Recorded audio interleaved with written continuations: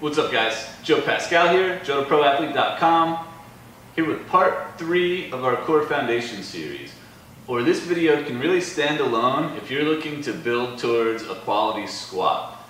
Today I'm going to give you my 4 exercises that I use to build an athlete up before I'll put a barbell on their back and ask them to do a back squat.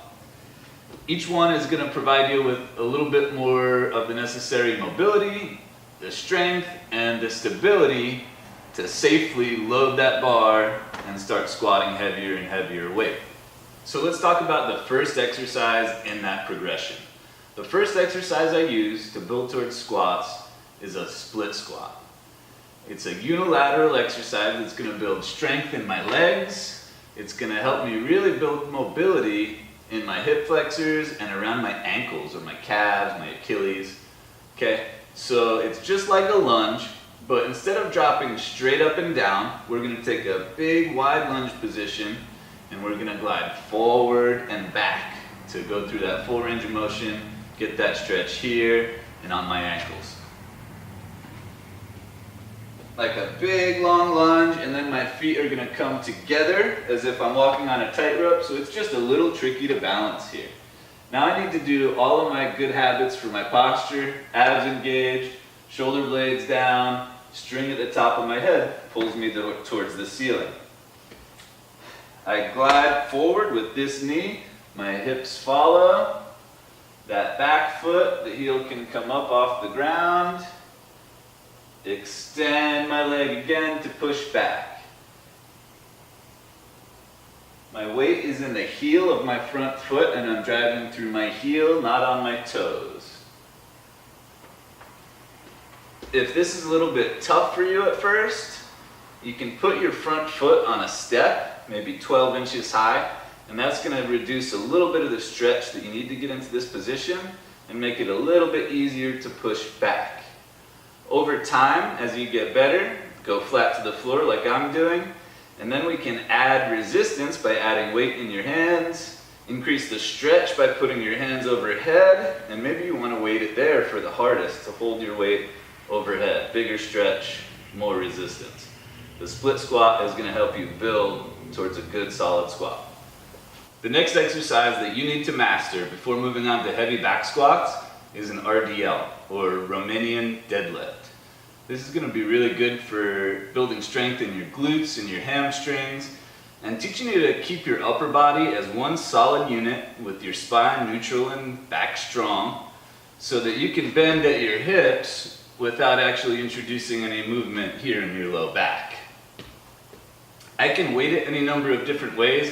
Today out here on the mats, I have a little kettlebell. You can grab a bar, whatever you like. So all of my perfect posture cues, shoulder blades down and back, I'm going to flex my lats and get everything nice and tight. And now I'm going to pretend that there's a quarter right between my butt cheeks. I got to squeeze that quarter. If I drop it, I'm done. Now my knees are unlocked.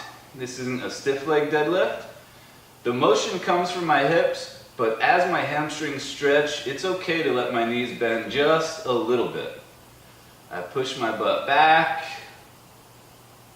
until my hands are just below my knees. I squeeze my butt, push my hips back forward. That whole time maintaining a slight arch in my back. And notice I'm not just bending forward, my butt actually shoots back.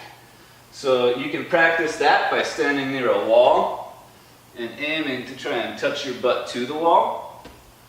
Or if at first you have a hard time keeping that neutral spine through the motion, I'll take a stick and place it here on the back of my head. It has to touch my back right between my shoulder blades and it has to touch my butt. So I can go through that movement again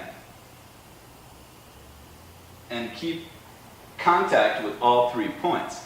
If I lose contact in any one, that means that I've bent here in my spine. I can self-correct and keep going. That'll help me develop some body awareness, really learn where a neutral spine or that slight arch is and how to remain safe during these movements. It's also important to remember that your RDL is a hip hinge exercise and not a squat. it's a little bit different. For a squat, I want to drop my hips more or less straight down. Hip hinge is this motion where I push back and bend at my waist. RDL is really going to help you out building towards that squat. The third exercise in my squat progression is a goblet squat. The goblet squat is really going to be a good measuring stick for how you're progressing through your split squats and your RDL.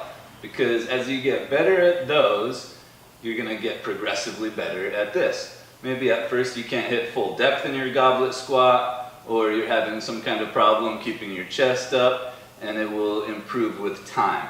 But a goblet squat is going to teach us to keep that upright torso and to squat like this instead of bowing like you did in your RDL. I want you to grab a dumbbell or a kettlebell. I have my kettlebell again that I'll grab in a second. But we're going to hold it here, palms up and together right in front of your sternum. Let it touch your chest and push your elbows forward. That's going to lock my shoulder blades down, get my back nice and tight. I'll engage my abs, squeeze that quarter again between my butt cheeks. Now I'm going to pretend that I can rotate my feet out this way. I want them to bite into the ground a little bit, but we're not going to actually move them. That just helps me squeeze that quarter in my butt cheeks. Now I'm going to just drop straight down, pushing my knees out over my feet, not letting them fall in as if I have to pee. Here's the kettlebell. So your goblet squat should look something like this. One other tip is if you have a little bit of trouble, especially at depth, sometimes you're being limited here by your ankle mobility or tight calves, tight Achilles. So we can try to elevate your heels just a little bit. For some clients, I'll take a little 2.5 change plate and put it just under their heels. That limits the mobility that they're going to need down there in their calves, their Achilles, and allows them to kind of go through this motion a little bit easier. The fourth exercise I want you to try to get ready for squats is an inchworm crawl. This is a really cool one. I'm going to develop that mobility that I need in my calves and Achilles like we were talking about, stretch my hamstrings, stretch my glutes, stretch my abs, and build strength here in my whole trunk. So I'll crawl along here. I want you guys to pick 20 yards, 30 yards, down and back. You can throw this in as the crawl at the end of your warm-up. You can do it as an exercise that stands alone in your workout, but I really recommend working on this. We're going to start in a good strong push-up position. Now from here I want to really squeeze my butt to protect my back. I'm going to stay on my toes and my hands. I never want to drop to my legs. Push my hips forward, chin up to the ceiling, stretch your abs in the front of your body. Come back to your push-up position. And now I'm going to actually go into like a downward dog. I want to try to get my spine long and straight, drop my head between my hands, drive my heels to the mat and stretch my calves. Then I'm going to tippy-toe in as far as I can go. When I can't go any further, walk your hands out, squeeze your butt, look up, repeat for the distance of the mat.